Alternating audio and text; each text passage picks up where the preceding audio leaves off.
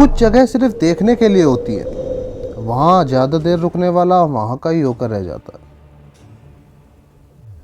दुनिया में कई जगह ऐसी होती हैं जहाँ वक्त रुकता नहीं बल्कि इंसान ही रुक जाता है। आज हम आपको एक ऐसे गांव की कहानी सुनाने वाले हैं जहाँ एक बार जो रुका वो वहाँ का ही हो गया। ये सिर्फ एक कहानी नहीं, एक चेतावनी है। पहाड़ों, मैं पहाड़ी हूँ। सफ़र जो लौटकर वापस नहीं आया। नवंबर की सर्दी, एक सूनी रात, दोस्तों का छोटा सा ग्रुप, अर्जुन, कबीर, रोहन और समीर। हर साल की तरह इस बार भी एक एडवेंचर ट्रिप प्लान की गई थी। पिछली बार की तरह हर बार कोई टूरिस्ट स्पॉट नहीं बल्कि एक अनएक्सप्लोर्ड प्लेस चाहिए था। गूगल करते करते एक नाम मिला, पहाड़ी गांव। उत्तराखंड के पहाड़ों में एक छोटा सा बस्ती जिसमें बस कुछ ही घर बचे थे।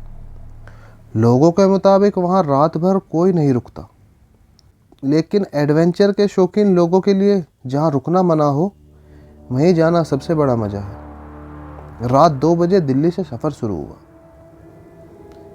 पहाड़ी गांव एक अजीब सन्नाटा।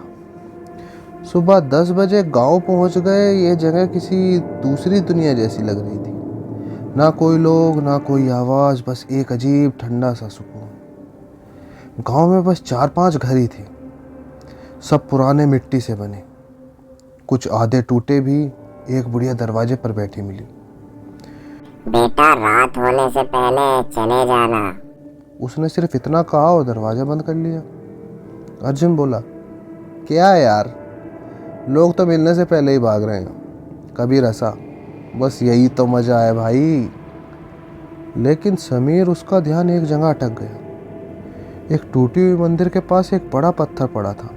जैसे ही समीर वहाँ गया, उसका चेहरा एकदम पीछ मुड़ गया।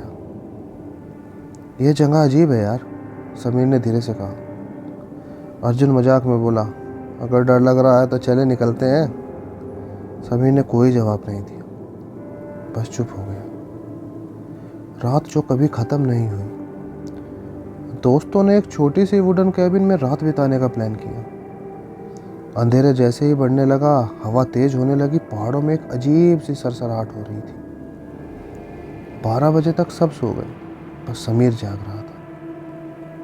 उसके चेहरे पर एक अजीब सी संतुष्टि थी, जैसे कोई चीज़ उसे बुला रही हो। और फिर एक आवाज़ आई, समीर, वापस आ जा। धीरे धीरे समीर उठकर दरवाज़ा खोल रहा था कि अर्जुन की आंख खुल गई। समीर, कहाँ जा रहा है? समीर रुका नहीं, सीधा मंदिर की तरफ बढ़ गया। जब अर्जुन ने उसका हाथ पकड़ना चाहा तो एक तेज ठंडी लहर दौड़ गई उसके हाथों में, जैसे किसी ने उसका हाथ पकड़कर झटका दे दिया हो। सब जाग गए। समीर ने सिर्फ एक बात बोली, मुझे वापस जाना है, वहां पहाड़ी हूँ मैं। सबको लगा ये मजाक है, लेकिन तभी उसकी आंख पलक झपकना बंद कर देती है। जिस्म यहाँ था, रूह वहाँ। सब समीर को पकड़कर गाड़ी में ले आए दिल्ली। दिल्ली लौटने का फैसला किया। समीर पूरा रास्ता शांत रहा, एक शब्द नहीं बोला। लेकिन जैसे ही दिल्ली पहुंचकर घर आए, वहाँ चिल्लाने लगा, मुझे क्यों लाए हो, वहाँ जाना है, मैं यहाँ नहीं आऊंगा, मैं यहाँ का नहीं हूँ, मैं वहाँ पहाड़ी हूँ। उसकी आवाज़ एकदम औरत जैसी हो गई। उसका चेहरा अजीब मोड में खिंचाव होने लगा। उसके घर वाले उसे लेकर पंडित जी के पास गए। पंडित जी ने एक बाहरी शब्द बोला जो दिमाग में बैठ गया, ये जो भी है, ये समीर नहीं है, ये कोई और है। पंडित ने उसके सर पे हाथ रखा और बोला, तेरा नाम क्या है? और जो जवाब आया उसने सबकी जान निकाल दी।